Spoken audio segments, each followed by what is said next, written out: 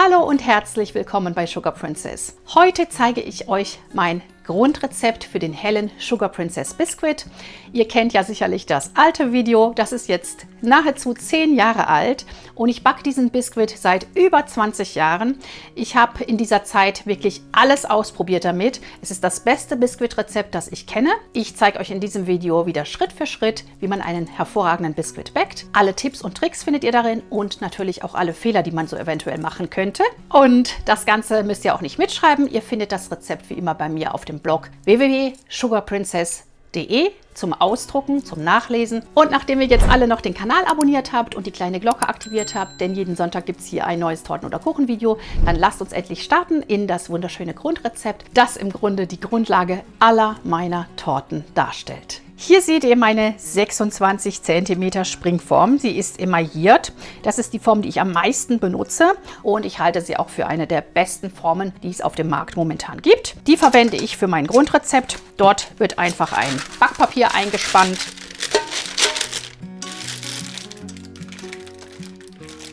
Festziehen und mehr müssen wir nicht machen.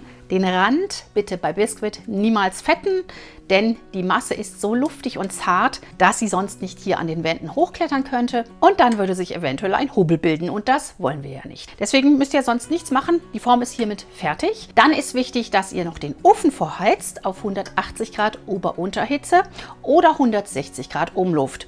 Ich backe am liebsten bei Ober-Unterhitze, zumindest mein Biskuitrezept. Und das müsst ihr wirklich ganz zu Anfang machen, bevor ihr alles andere macht, denn der Ofen muss vorgeheizt sein, bevor die Biskuitmasse fertig ist, denn die darf absolut nicht lange stehen, die muss sofort gebacken werden. Das heißt, lasst euch da wirklich genug Zeit, dass der Ofen auch vorgeheizt ist, wenn ihr mit der Biskuitmasse fertig seid. Das ist schon mal die Vorbereitung. Ich gehe noch mal eben den Ofen anmachen, das Backblech in die Mitte schieben und auch mit vorheizen. Und noch ein wenig vorher, bevor ihr vorheizt, müsst ihr natürlich alle Zutaten rausstellen, am besten in die warme Küche, damit sie einfach alle die gleiche Backtemperatur haben. Das ist eigentlich immer so beim Backen, aber hier ist besonders wichtig, also die Eier, wenn ihr sie im Kühlschrank lagert, dann herausholen, damit sie einfach Zimmertemperatur erreichen. Man kann sie aber am besten trennen, wenn sie noch kalt sind, also trennt sie dann einfach gleich. In eine große Schüssel kommt das Eiweiß, also in eure Rührschüssel, und in eine kleinere Schüssel dann die Eigelbe. Ich verwende für dieses Rezept 6 am liebsten große Eier. Es klappt auch mit mittelgroßen, aber ich nehme am liebsten große. Dann wird der Biskuit noch ein klein wenig höher. Ja, und auch alle anderen Zutaten wie das Mehl, die Stärke, der Zucker, die sollten alle auch schon in der warmen Küche stehen, dass alles einfach wirklich dieselbe Temperatur hat, bevor ihr anfangt. Und jetzt legen wir richtig los. Große Schüssel, kleine Schüssel daneben, die Eier trennen, hier schön anschlagen, aufmachen und das Eiweiß hier in die Schüssel fließen lassen. Gerade ein-, zweimal umschwenken und dann kann das Eigelb hier rüber. Alle 6 Eier jetzt so aufschlagen, darauf achten, dass die Schüssel hier fettfrei ist und dass möglichst kein Eigelb in die große Schüssel gerät. Wenn es doch mal der Fall sein sollte, dann ist es ganz einfach. Man nimmt ein bisschen Schale, Eierschale und pickt sich das wieder raus. Geht am besten mit einer Eierschale. Und bei den Eiern ist auch noch zu beachten, wenn sie alt sind, dann lassen sie sich nicht mehr so gut trennen. Also nehmt am besten frische Eier. Wenn sie alt sind, dann verschwimmt das Eigelb mal ganz gerne mit dem Eiweiß. Je frischer sie sind, desto einfacher lassen sie sich aufschlagen. Und je kälter sie sind. Ja, und hier passiert das manchmal, dass Schale mit reinkommt. Und das kann man am besten wirklich mit einer anderen Eierschale dann entfernen. Mit einem anderen Werkzeug klappt das immer nicht so gut. Ich habe festgestellt, mit einer Eierschale kriegt man alles raus. Letztes Ei, wirklich ein Riesenei. So. Die Eigelbe stellen wir uns erstmal zur Seite. Jetzt kommt eine Prise Salz in unsere Eiweiß. Die hilft einfach dabei, dass das Eiweiß noch schneller und besser aufschlägt. Und sie ist auch wichtig für einen abgerundeten, harmonischen Geschmack. Jetzt schlagen wir uns erstmal eine schöne Meringue auf. Das ist eine Eiweiß-Zucker-Schaummasse und die ist die Grundlage für unseren Biskuit. Wenn die nicht funktioniert, dann wird der Biskuit zusammenfallen. Das ist einer der häufigsten Gründe, warum ein Biskuit nicht hält. Ich zeige euch jetzt ganz genau, wie ihr sie ganz perfekt aufschlagt. Step by Step. Also erstmal schlagen wir an, dass die Masse ein wenig schaumig wird.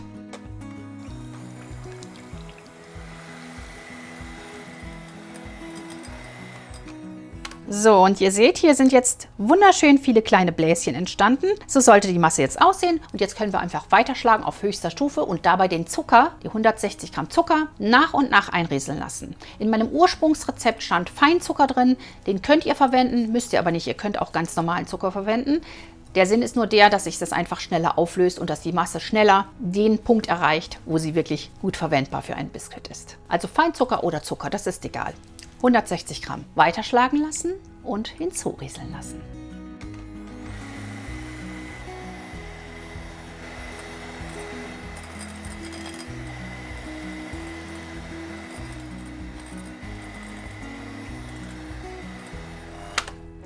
So, und ihr habt ja gesehen, ich habe nicht gleich alles auf einmal reingekippt, sondern ich habe es wirklich so nach und nach zurieseln lassen und auch zwischendurch mal eine Pause gemacht und einfach nochmal schön weiter gerührt, dass sich der Zucker wirklich schön auflöst. Und jetzt ist natürlich unsere Masse noch nicht fertig. Wenn ihr jetzt schon die weiteren Zutaten hinzugebt, dann wird euch der Biskuit nachher zusammenfallen. Deswegen ganz, ganz wichtig, dass ihr an dieser Stelle jetzt weiterschlagt. Und zwar bis die Masse glänzt und bis sie halbsteife Spitzen zieht. Sie sollten nicht ganz steif sein, sondern möglichst umfallende Spitzen. Also ich zeige das gleich nochmal, wie das dann aussieht. Wenn ihr steife Spitzen geschlagen habt, dann ist die Masse so ein bisschen zu dicht. Dann habt ihr nachher Schwierigkeiten, alles andere unterzuheben. Also am besten sind wirklich diese leicht umfallenden Spitzen. Ist aber auch nicht so schlimm, wenn es ganz steife Spitzen sind, ja. Aber nur das Wichtige ist, dass ihr jetzt nicht anfangt, hier schon unterzuheben. Das reicht noch nicht. Also 2 bis 5 Minuten mindestens müsst ihr hier noch weiter schlagen. Auf höchster Stufe.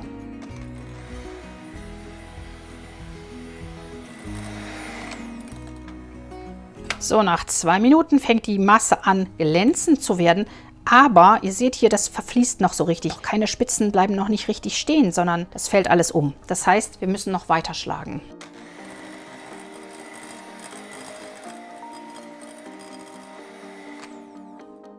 Nach 3 Minuten. Da sieht es schon ganz gut aus. Jetzt schlage ich noch 2 weitere Minuten und dann ist unsere Masse fertig.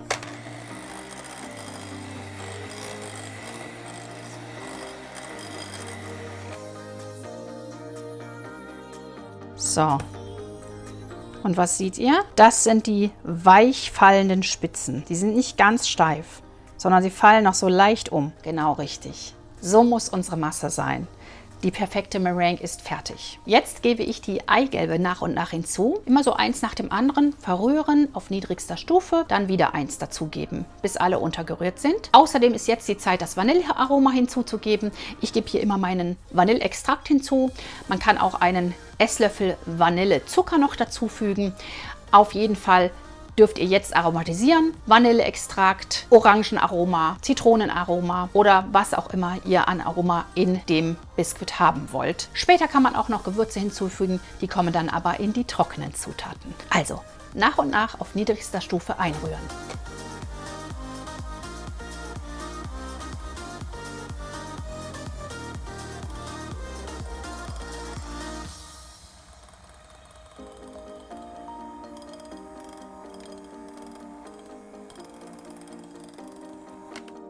Und bei meinem normalen Biskuitrezept gebe ich jetzt etwas Vanilleextrakt hinzu. Und zwar einen Teelöffel.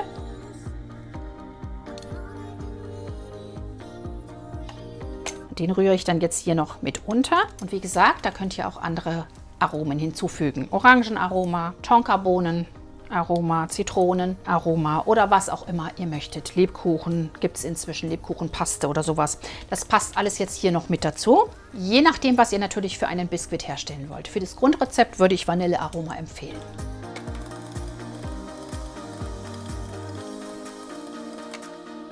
Nur kurz natürlich, nicht zu lange rühren, das ist auch ganz, ganz wichtig. Nur solange alles schön verrührt ist. So, jetzt können wir uns hier die Rührer schon entfernen und bei der Küchenmaschine dann ebenfalls die Schüssel aus der Maschine nehmen, denn wir arbeiten jetzt nur noch mit dem Spatel oder mit dem Schneebesen weiter.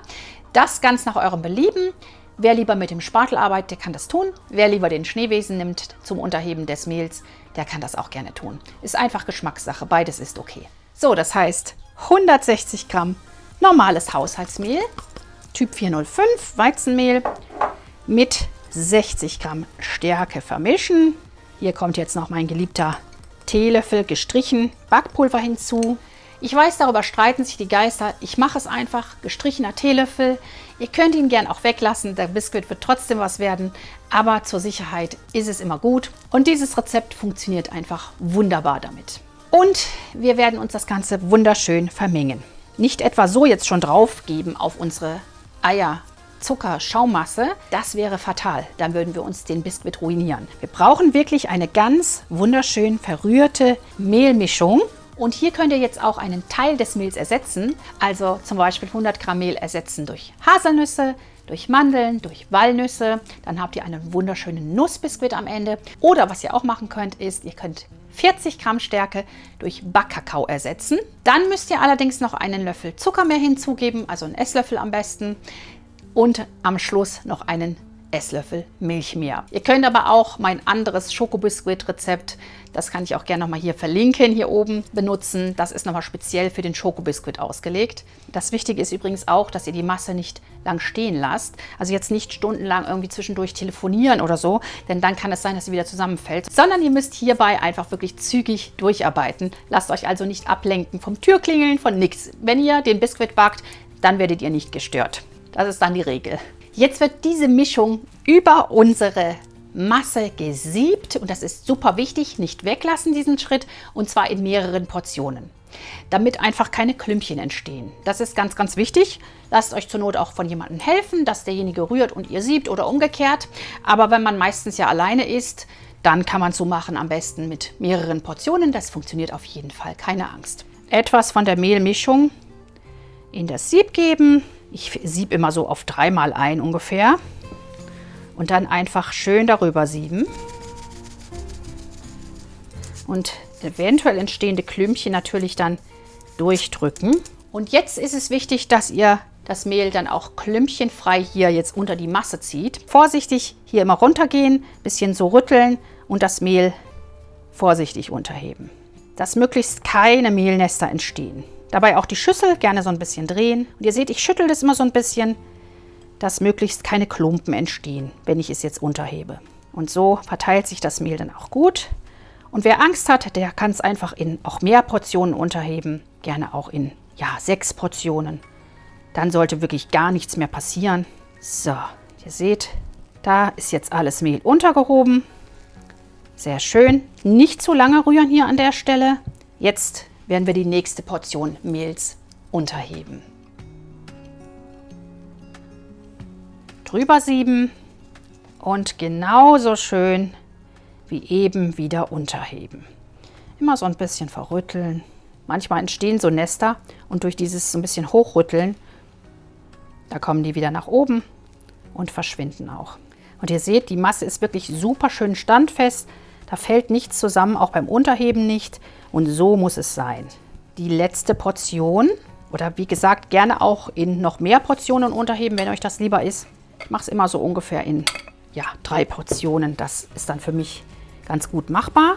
Und nochmal immer schön hochschütteln und dann unterziehen.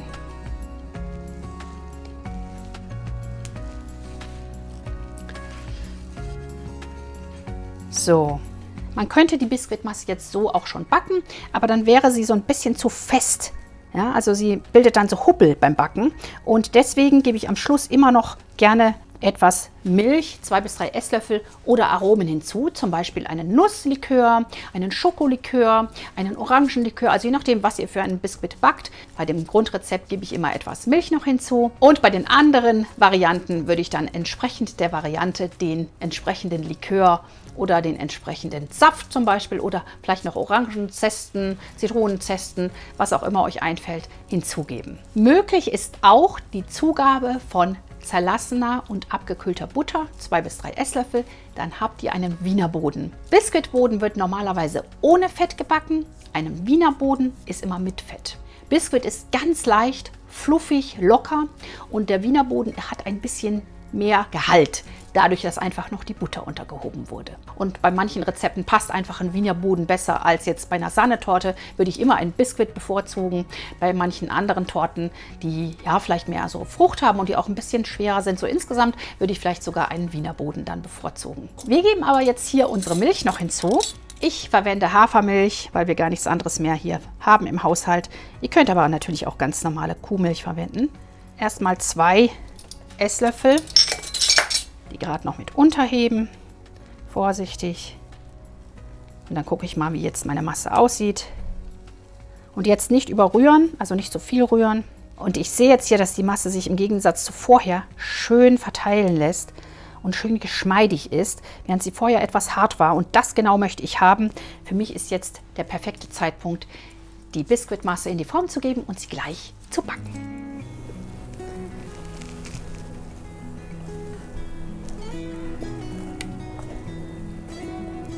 Verteilt sich schön, ist nicht zu dicht, nicht zu hart. Deswegen die Flüssigkeit am Schluss ist immer noch ganz wichtig. Und jetzt streichen wir unsere Masse nur noch glatt. Keine Kuhle in die Mitte machen, das ist bei diesem Biskuit absolut nicht nötig. Einfach nur etwas glatt streichen.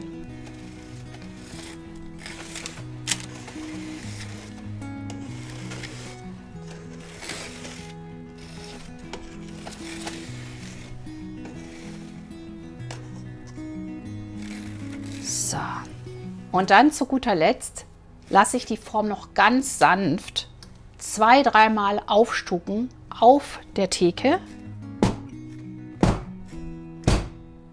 damit einfach größere Luftblasen aus der Form entweichen können. Ein bisschen so auch verrütteln kann man gerne. Und dann kann unser Biskuit auch schon in den vorgeheizten Ofen geschoben werden und darf jetzt für 25 bis 30 bis maximal 35 Minuten backen, bei 180 Grad Ober-Unterhitze oder 160 Grad Umluft. Und wichtig ist, bei der Backzeit wird der Ofen nicht geöffnet. Das ist einfach super wichtig, damit euch das nicht zusammenfällt. Denn wenn da immerzu wieder die kalte Luft reinkommt, das mag der Biskuit gar nicht. Biskuit ist eine Diva und will in Ruhe gelassen werden beim Backen. Erst nach 20 Minuten maximal dürft ihr den Backofen mal öffnen. Ich öffne den Ofen immer erst nach so 25 Minuten. Ich verlasse mich auch so ein bisschen auf meine Nase.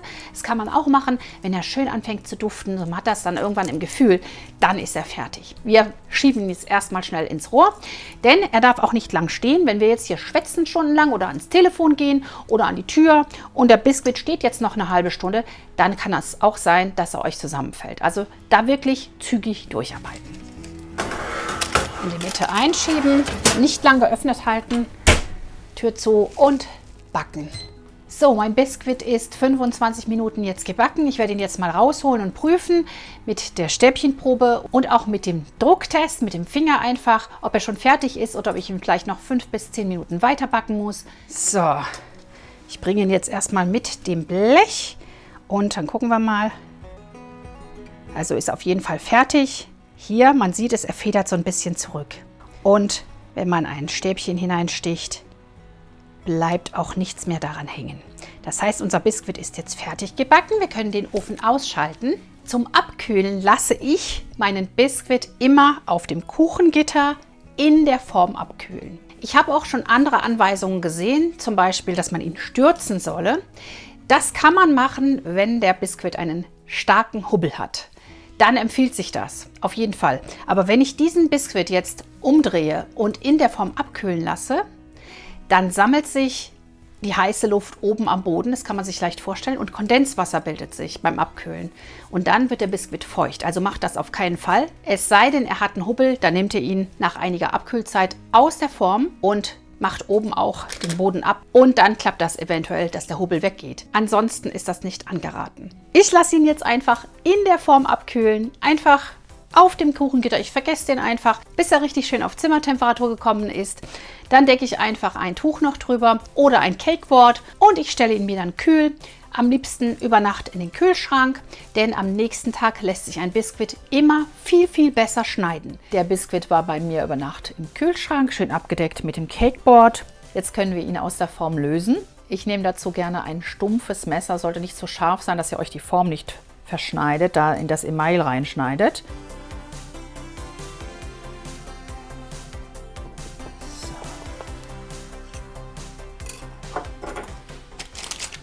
Und dann machen wir ihn auf und schauen mal, wie er geworden ist. So sieht er aus, richtig schön. Jetzt können wir uns das Backpapier ablösen. Tja, und jetzt können wir unseren wunderschönen Biskuit einfach zweimal horizontal durchschneiden, damit wir ihn dann für die Torte verwenden können. Am besten mit diesem Messer. Ich habe früher auch immer mit Faden, mit Tortensäge, mit einfach so Messerfreihand versucht. Das wird alles nichts. Wenn man nicht jeden Tag Torten schneidet, dann wird das einfach nichts. Deswegen empfehle ich euch wirklich dieses Werkzeug. Es ist bei mir wirklich ein Gamechanger in meiner Backstube gewesen. Vorher immer zittern und zagen beim Schneiden der Böden und jetzt einstellen, hier auf die richtige Höhe, die man haben möchte. Kann man hier gucken von 1,5 cm bis 3,5 und hier von 1 bis 4. Also da könnt ihr einfach schauen, was ist für meine Torte jetzt am besten. Und deswegen wirklich, ich rate euch, dieses Werkzeug zuzulegen. So, dann lasst uns jetzt endlich durchschneiden und dann mal schauen, wie der Biskuit innen aussieht.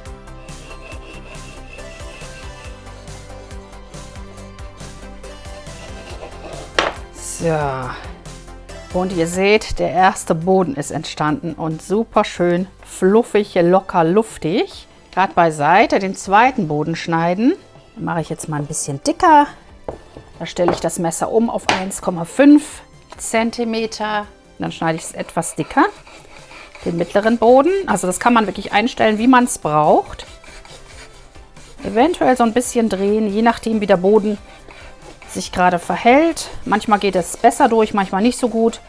Das ist so ein bisschen verschieden, aber mit dem Messer kommt man eigentlich immer ganz gut durch. So, und da seht ihr, wie schön fluffig, luftig dieser Boden ist. Wirklich der Wahnsinn. Schaut euch das mal an und duftet auch super lecker. Den letzten Boden würde ich jetzt als untersten Boden nehmen, weil er hier unten die Backhaut hat. Wunderschöne 3 Böden sind entstanden, richtig klasse und da lässt sich eine wunderschöne Torte draus zaubern.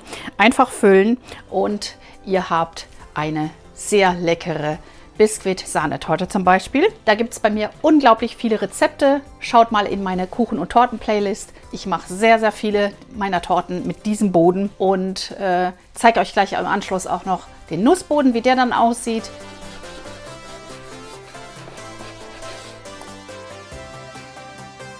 Schaut euch das mal an. Wunderschöne, ganz gerade 3 Böden. Das richtige Werkzeug ist schon entscheidend. Das war das Grundrezept für den hellen Sugar Princess Biscuit. Ich hoffe, ihr probiert das Rezept einmal aus. Wenn ihr es noch nicht getan habt, folgt einfach Schritt für Schritt dem Video und er wird euch definitiv gut gelingen. Ich freue mich natürlich über Fotos eurer mit dem Biscuit gebackenen Torten auf Facebook oder Instagram. Die Links dazu findet ihr hier unten unter dem Videotitel in der Beschreibung. Dort findet ihr auch den Link zum Rezept zum Nachlesen und zum Ausdrucken. Dann freue ich mich, wenn ihr den Kanal abonniert, hier die kleine Glocke noch aktivieren, dann bekommt ihr eine Benachrichtigung, wenn ich ein neues Video hochlade. Teilt dieses Video auch gerne mit euren Freunden, mit der Familie, in euren Facebook-Gruppen, denn es gibt noch viele Leute, die noch kein richtiges, schönes Biskuit-Rezept haben und eines benötigen. Ja, und sich natürlich darüber freuen würden, wenn sie endlich einen guten Biskuit backen könnten. Und dann sehen wir uns nächste Woche hier wieder am Sonntag um 10 Uhr. Ich freue mich schon drauf. Bis dahin macht's gut und viel Spaß beim Backen. Tschüss! Wunderbar, liebe Leute. Auf jeden Fall den Boden selber backen. Ist auch gar nicht so schwer.